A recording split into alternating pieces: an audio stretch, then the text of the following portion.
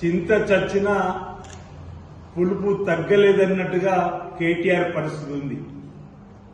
జూబ్లీహిల్స్ ఎన్నికల్లో ప్రజలు చిత్తుగా ఓడించినప్పటికీ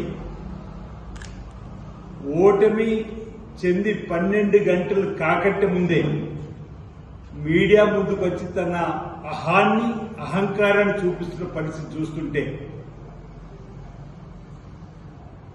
తమ మైండ్ గేమ్తో తప్పుడు ఫేక్ సమాచారంతో ప్రజల్ని తప్పుదో పట్టించాలని జూబ్లీహిల్స్ ఎన్నికల్లో బీఆర్ఎస్ పార్టీ కేసీఆర్ చేసిన ప్రజలు విజ్ఞులై వారి విష ప్రచారాన్ని తిప్పికొట్టి అత్యధిక మెజారిటీతో జూబ్లీహిల్స్ ఎన్నికల్లో కాంగ్రెస్ పార్టీ అభ్యర్థిని గెలిపిస్తే ఒక ఎన్నికతోనే అంత ఎగిరిపడుతున్నారు.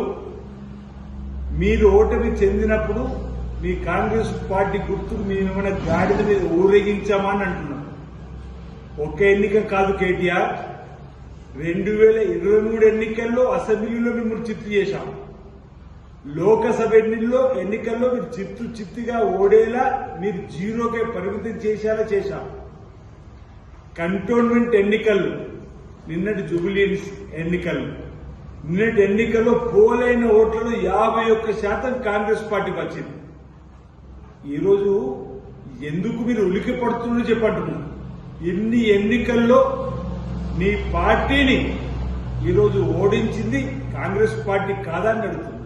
ప్రజల అభిమానాన్ని చూరుకొని మీ ముందుకు పోతా ఉంటే ఎందుకు మీరు ఇంకా అహంకారాన్ని తగ్గించుకుంటలేరని